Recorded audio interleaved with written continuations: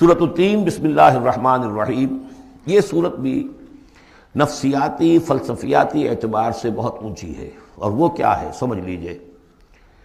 جب کبھی اللہ کا بندہ کوئی جس کی اخلاقی حس بیدار ہو، بات وہیں سے چل رہی ہے، اخلاقی حس الہمہا فجورہا و تقواہا، وہ اگر کسی بگڑے ہوئے معاشرے میں بیٹھ کے دیکھتا ہے کہ ہر جگہ پر خود غرضی ہے، ظلم ہے، ہر جگہ پر ہم دیکھ رہے ہیں جھوٹ ہے، دھوکہ ہے، فریب ہے، زیادہ بیان کرنے کی ضرورت ہی نہیں، خود ہمارا جو معاشرہ ہے اس کی بہت بڑی مثال موجود ہے، شاید بڑی ہی نمائندہ جو مثال ہے دنیا کے اندر اس چیز کی۔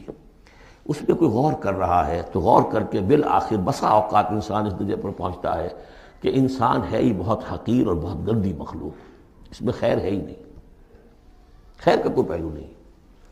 اور یہ میں آپ سے عرض کر دوں، آج کے سارے جو ماہرین نفسیات ہیں ان سب کا حاصل یہی ہے کہ انسان میں کوئی اعلیٰ شے ہے ہی نہیں، یا پیٹ ہے، یا اس کی شہوت ہے، یا حب تفوق ہے، یا اینیمل انسٹنکٹس ہے۔ کسی خیر کا مجھے کسی بھی جو بھی ہو آپ کا سائیکالوجسٹ کو بتا دیجئے کہ وہ کسی خیر کا بھی آپ کے اندر کوئی سراغ لگا کر بتا سکے۔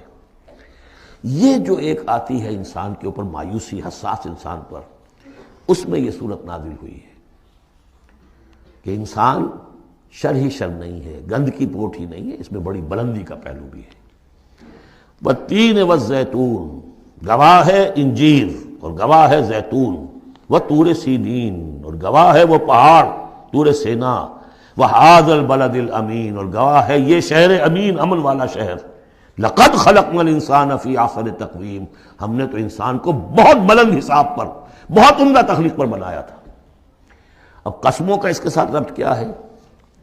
تین، انجیر، یہ اس علاقے میں کثرت سے ہوتی تھی، اور کہتے ہیں کہ اس پہاڑ کا نام بھی جبل تین تھا، جہاں حضرت نوح علیہ السلام نے دعوت و تبلیغ کی 950 برس تک، 950 برس تک۔ زیتون اس پہاڑی کا نام ہے، اور وہاں زیتون کے درخت تھے جہاں حضرت مسیح علیہ السلام نے سرمن آف دا ماؤنٹ، مشہور پہاڑی کا آواز، اسی پر آپ کے آزاد تبلیغی مباحث ہوئے ہیں۔ طور سینین تو واضح ہے، حضرت موسیٰ علیہ السلام کو جہاں ہم کلامی حاصل ہوئی۔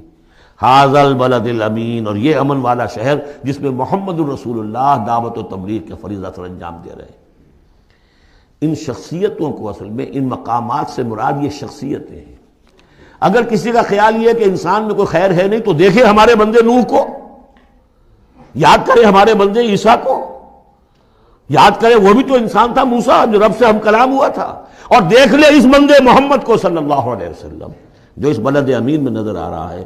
کیا تمہیں ثبوت نہیں مل جائے گا کہ انسان میں تو بڑی عظمت رکھی تھی ہم نے؟ یہ دوسری بات ہے، آپ اپنے آپ کو حیوان ہی سمجھ لیں، حیوان بنا لیں۔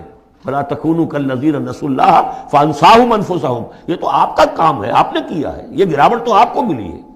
حقیقت میں اللہ تعالیٰ نے بنایا تھا، وہ تو بہت اونچے مقام پر بنایا تھا۔ آدم مسجود ملائک، آدم خلقتہ بیدی، اپنے دونوں ہاتھوں سے بنایا ہے۔ تو انسان سرشت کے اعتبار سے کچھ کمزور ہے، فطرت کے اعتبار سے بہت بلند ہے۔ یہ میں دونوں الفاظ بار بار استعمال کرتا رہا ہوں، اب ان تمام چیزوں کی وضاحت ممکن نہیں ہے۔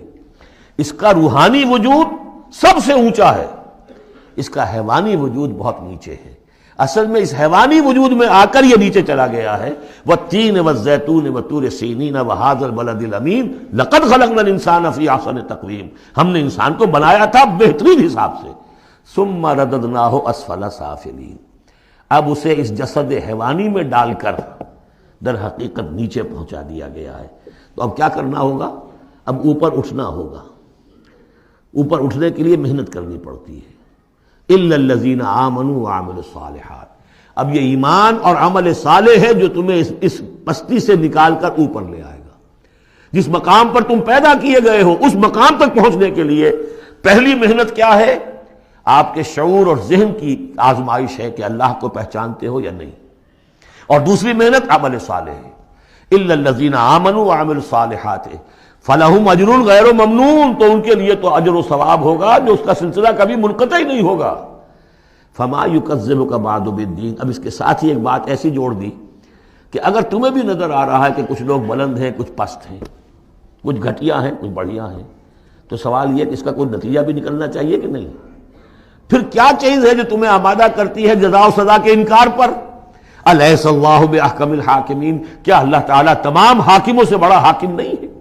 تو کیا کوئی حاکم ایسا بھی تم نے دیکھا کہ جو اپنے نیکوکار بندوں کو اور اپنے غداروں کو اور اپنے باغیوں کو ایک جیسا کر دے؟